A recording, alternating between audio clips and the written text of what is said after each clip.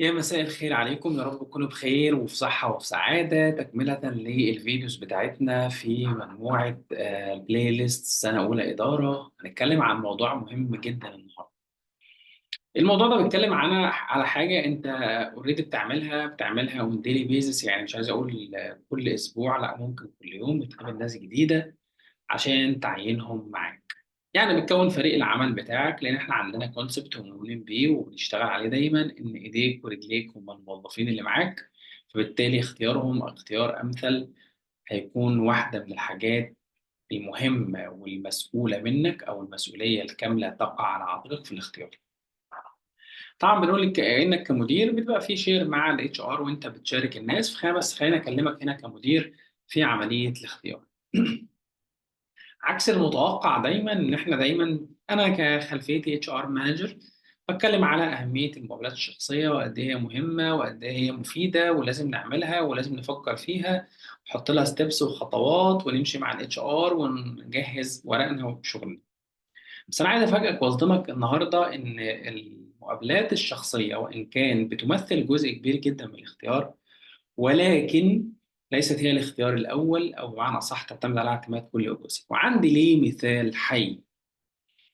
في ولاية تكساس في أمريكا كان في عجز في عدد الأطباء، فقررت الولاية، طبعا النظام التعليم مختلف شوية لأن الولايات تبقى لحد ما منعزلة عن بعضها، فقررت بقرار فردي إن يبعت للجامعة في جامعة تكساس إن هم يزودوا عدد الطلبة المقبولين سنويا. كانت بيحصل مقابلات شخصية على الناس اللي مقدمة على مش زي التنسيق عندنا، فبيقابلوهم. فاختاروا 150 طالب ورفضوا 50. اوريدي بقى بيرفضوا بقى باقي الناس، ولكن في شورت ليست في الناس المرفوضة، لأن ربما حد من ال 150 اعتذر أو كده. ولكن كانت المفاجأة بعد ما قررت الولاية إن هم يزودوا عدد الناس المقبولين من 150 ل 200، عملوا كولينج لل 150 او سوري ال 50 اللي هم اول ناس مرفوضه عشان يرفعوا العدد ل 200. والناس دي اتقبلت، وبعد ما اول ترم او خلصوا السنه الاولانيه، والناس فكرت ان ال 50 دول بما انهم كانوا ناس مرفوضين هيبقى درجاتهم اقل، او بمعنى اصح مستوى تعليمهم اقل من ال 150 الاولانيين. ولكن اتضح شيء غريب جدا، ان ال 50 دول طلع منهم سبعه الاوائل، اولموست من العشره. فال 50 اللي ما كانوش هيدخلوا بناء على اعتبارات احنا شايفينها يعني كمجتمع، او بمعنى اصح كلجنه تقييم معتمده على اسس، لكن بالعكس الناس دي قابلت بلاء حسن في السنه الاولانيه. وده ان ده اللي يدل على، يقول لك حاجه مهمه جدا، ان المقابلات الشخصيه ممكن تكون خادعه او معتمده على اهواء شخصيه. عشان كده توصياتنا في المقابلات الشخصيه لحضراتكم كمديرين، هتعمل حاجات مهمة جدا وخطوات مهمة جدا جدا لازم تمشي عليها. بعض الشركات دلوقتي بدأت تقرر إن هي تلغي موضوع السي في، والمقابلات الشخصية تتم على مستوى رفيع من التقييم. إيه هو؟ إن أنت هتبعت لي عينات من العمل اللي أنت اشتغلتها، وليكن بروجكت كامل عملت له فايناليزيشنز وعملت له سبستراكت وطلعت البروجكت وعملت دوكيومنتيشن ليه، هتبعت لي ايه الخطوات اللي انت كان دورك في هذا البروجكت وكيفيه عملها في وقت معين من الزمن، ايه التاسكس اللي كانت مطلوبه منك، ايه اللي انت اشتغلت عليه، ايه التحسينات، ايه السيرتيفيكت اللي انت خدتها في عينات من الجزء بتاعك وعينات من اللايسنس اللي انت اشتغلت عليه.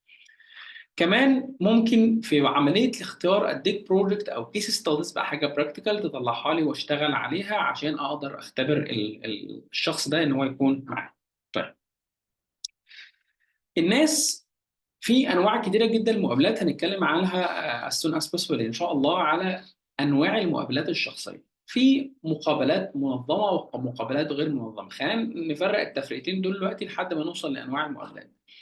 المقابلات المنظمه والمقابلات الغير منتظمه، المنتظمه معتمده على فلو للاسئله، وفلو معتمد على نوعيه السؤال وارتباطه ارتباط وثيق بالاحتياج من الشخص ده. وليكن انت سيلز مانجر، فهتكلم كل الاسئله اللي هي شورت ليست من الكويشنز في عمليه المقابله معتمده على اختيار العميل، طريقه الاقناع، طريقه التفاوض، تقسيم المنطقه بتاعتك في الشغل، ايه المصادر اللي بتستخدمها، الفوركاستنج، البادجيتنج، استخدام الريسورسز. فالاسئله كلها تصب في فريم واضح لعمليه البيع. مش هنخرج براه في اسئله غير منتظمه تعتمد على تقييم في الاهوال. فاول حاجه لازم تعتمد دايما على ان الفلو بتاع الانترفيو معتمد على structured questions. مش بس كده، احنا نفضل دايما ان التقييم يكون فردي 1 to 1، او يكون جروب اوف انترفيور نوت جروب اوف انترفيوي. يعني عايز ان البانل ان يكون الناس اللي بتقيم المدير ده سواء خلفيه فاينانشالز ماركتنج، فاينانس سوري ماركتنج، سيلز، كواليتي، كل الحاجات الخاصه بعمليه التقييم ادارات مختلفه. هنحط نمبرنج سيستم، يعني بمعنى اصح في السمات الشخصيه اللي معتمده على بعض الاسئله اللي كل واحد سالها من برسبكتيف من وجهه نظره. هنقيم كل سؤال من وجهه نظرنا احنا معتمد على بارامتر وبنش مارك واضح. وبالتالي عمليه التقييم بالارقام وقتيا دي مهمه جدا، وبعد ما نخلص الموظف ده نحط الدرجه النهائيه. الرقم ثلاثة، بعد ما احنا قلنا هنعمل مقابلات منتظمة بعد كده هنقيم بالدرجات، رقم ثلاثة تعمل دايما تقييم بالمقارنة. ان الموظف اللي اتقدم لك ده قارنه بالموظف اللي قبله. طبعا دي في بعض الانترفيو ايرورز، ان ممكن حد التقييم يعمل حاجه اسمها هولو ورن افكت، وهنتكلم عنه في تفاصيل بعد كده. ممكن معتمد على ان واحد جاوب كويس قوي فتعمل بنش مارك ان الكويس ده هو الاساس. لا، احنا بنقيم على زي نموذج الامتحان، ان عندي بنش مارك ثابت ومين اللي عداه ومين اللي جاب فيه درجه نهائيه ومين اللي جاوبه بطريقه موثقه. دول ثلاث حاجات مهمين جدا في عمليه الاختيار، اللي هم برضو مش هيغنوك على ان البريبريشن بيريود او الثلاث شهور اللي بنقعد مع بعض نقيم فيها على ارض الواقع. ولكن دي تيبس اند تراكس في عمليه المقابلات الشخصيه هتقول لك ان انت ازاي تقيم هذا الشخص. عشان كده اوعى تعتمد على الاهواء الشخصيه، اوعى تعتمد على الخبرات، اوعى تعتمد على اللايك وديسلايك. ان انا ممكن كميل ابقى رايح شويه للميل، او في ميل رايح شويه للفيميل. وعندنا امثله كتيره جدا. وبرضه في الامثله والشيء شو يذكر دايما احنا بنعمل ديسكريميشنز معتمد على الاكسبيرينس بتاعتنا لما شفنا حد ناجح في بعض الوظائف. يعني مثلا التمريض يبقى اكتر للسيدات والمهندسين اكتر للرجال، وده وجهة نظرنا على الارض.